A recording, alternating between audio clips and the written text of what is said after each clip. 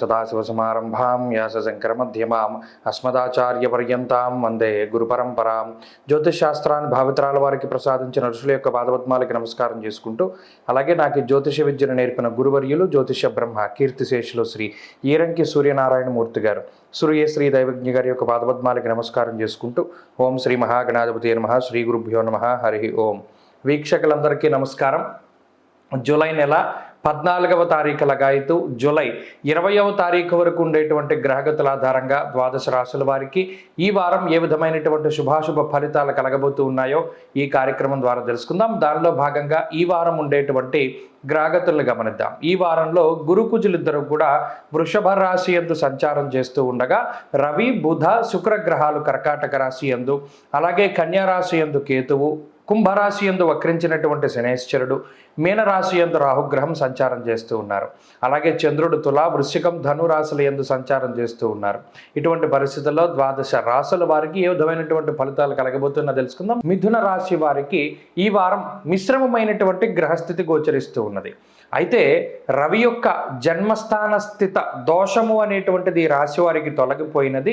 అయితే లాభస్థానంలో ఇప్పటి వరకు యోగిస్తూ ఉన్నటువంటి కుజగ్రహం 12వ స్థానంలోకి రావడం వల్ల ఆ కుజుని యొక్క పీడ అనేటువంటిది ఈ రాశి మీద కొంత అధికంగా ఉంటుంది. ప్రత్యేకించి మీ రాశ్యాధిపతి బుధుడు కాబట్టి బుధ కుజులకిద్దరికీ కూడా బద్ధశత్రుత్వం ఉంది కాబట్టి కుజుడు ఎప్పుడైనా సరే ఈ బుధ రాశుల్ని గోచార రీత్యా కొంత అధికంగా పీడించడానికి అవకాశం ఉంటుంది. కాబట్టి ఈ వ్యయస్థానమందు కుజుడు ఉండడం, 2వ స్థానమందు రవిగ్రహం ఉండడం నిష్ఫలం కృషి వాణిజ్యం విత్తరాశి గతేరవౌ అంటూ ఉన్నది శాస్త్రం. ఇది పాపార్గళం ఏర్పడ్డటువంటి స్థితి. అందువల్ల ఏ నిర్ణయం తీసుకోవాల్సి వచ్చినా మీ మీదే ప్రత్యేకించి భారం పడుతూ ఉంటుంది. అది ఆర్థిక పరంగా కానీ, ఉద్యోగపరంగా కానీ, లేదా ఇంట్లో ఉండేటువంటి పరిస్థితులు, మిత్రుల యొక్క సమస్యలు, సన్నిహితుల సమస్యలు, ఇలా ఎవరి సమస్య అయినా సరే మీకే చుట్టుకుంటూ ఉంటుంది. దాని పరిష్కారం మీరే చెప్పాలనో, లేకపోతే మిమ్మల్ని వారు సంప్రదించడమనో, ఇలా మీ గురించి మీరు కాకుండా ఇతరుల గురించి ఎక్కువగా ఆలోచించవలసినటువంటి పరిస్థితులు ఏర్పడతాయి. అలాగే మీ గురించి కాకుండా ఇతరుల గురించి ఎక్కువగా ధనాన్ని ఖర్చు పెట్టేటువంటి పరిస్థితులకి కూడా ఈ గ్రహస్థితి కారణమవుతుంది. అంతేగాక అనవసరమైనటువంటి ప్రయాణాలు, కాలక్షేపం చేస్తూ ఉంటారు. ఏదైనా ఒక పని పట్టుకుంటే ఒక మంచి పనో లేకపోతే మీకు ఉపయోగపడేదో పక్క వాళ్ళకు ఉపయోగపడేదో కాకుండా ఎవరికీ ఉపయోగం లేనటువంటి పనులని ప్రయారిటీగా మీరు ముందుకు తీసుకెళ్తూ ఉంటారు. దానివల్ల అటు మీ శక్తి, కాలము, ధనము ఈ మూడు కూడా వృధాగా పోతూ ఉంటాయి. అయితే ఈ గ్రహస్థితి ప్రత్యేకించి ఆర్థికంగా ఉండేటువంటి విషయాలను పరిశీలన చేస్తే, ఎప్పుడైతే బుధ శుక్రులు ధనస్థానమందు సంచారం చేస్తూ ఉన్నారో ఆర్థికమైనటువంటి ఇబ్బందులు ఏవి కూడా ఉండవు, కానీ అధికమైనటువంటి ఖర్చుల్ని ఈ గ్రహస్థితి సూచిస్తూ ఉన్నది.